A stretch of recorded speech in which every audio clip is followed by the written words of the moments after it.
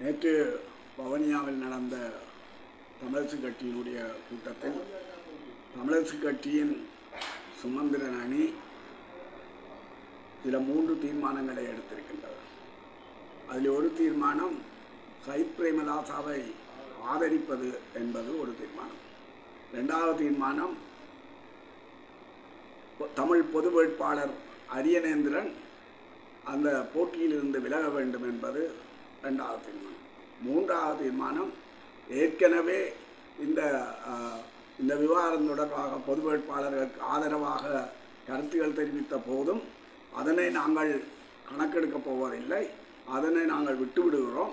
ஆனால் இனிமேல் இவ்வாறான கருத்துக்களை அல்ல ஆதரவாக பிரச்சாரத்தை எவரும் செய்யக்கூடாது, செய்தால் விளக்கம் கூறுவோம் என்கின்ற தீர்மானம். இதில் இந்த 1வது தீர்மானத்தை பொறுத்தவரை இல்லை, அதாவது சயித் பிரேமதாசாவுக்கு ஆதரவளிக்க வேண்டும் என்ற ஒரு தீர்மானத்தை மத்திய குழு தனித்தெடுக்கலாமா என்கின்ற கேள்வி இருக்கிறது. ஏனென்றால் இது ஒரு முக்கியமான தீர்மானம். முக்கியமான தீர்மானத்தை பொதுச்சபை எடுக்கணுமே தவிர மத்திய குழு ஒரு நாளுமே எடுக்க முடியாது. இதில் மத்திய குழுவிலையும் கூட தலைவரும் இருக்கையில், முக்கிய பாராளுமன்ற உறுப்பினர்களும் இருக்கையில், முக்கியமான உறுப்பினர்களும் இருக்கையில். அப்போ இதிலே ஒரு சூழ்ச்சித்தனமாக இந்த தீர்மானத்தை சுமந்திரன் அவர்கள் எடுத்திருக்கிறார் என்று தான் கூற வேண்டும். அதிலேயும் மிக முக்கியமான விடயம் என்னென்று சொன்னால், இதற்கு முதல் கூட்டத்தில் தான் சமஷ்டியை ஆதரிப்பவர்களுக்கு மட்டும்தான் நாங்கள் ஆதரவு கொடுப்போம் என்ற ஒரு தீர்மானத்தை நிறைவேற்றியிருக்கிறார்.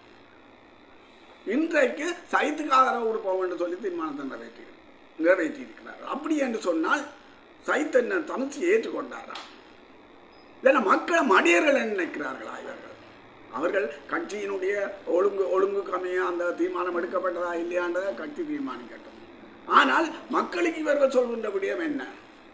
அதாவது ஒரு 1வது கூட்டத்தில் சமஷ்டியை ஏற்றுக்கொண்டவர்களை தான் ஆதரிப்போம் என்று சொல்லி தீர்மானத்தை நிறைவேற்றார்கள். அடுத்த கூட்டத்தில் சமஷ்டியை ஏற்றுக்கொள்ளாத சயித்துக்கு ஆதரவு என்று சொல்லி தீர்மானத்தை எடுத்திருக்கிறார்.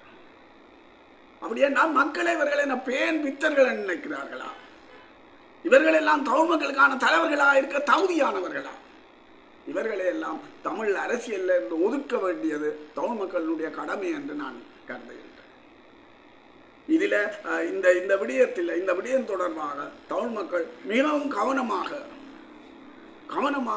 தங்கள் அந்த விடயத்தை நன்கு உணர்ந்து அதனை புரிந்து கொண்டு தங்களுடைய எதிர்ப்பை காட்டுவதற்கு தயங்கக்கூடாது என்பதுதான் எங்களுடைய அபிப்பிராயம்.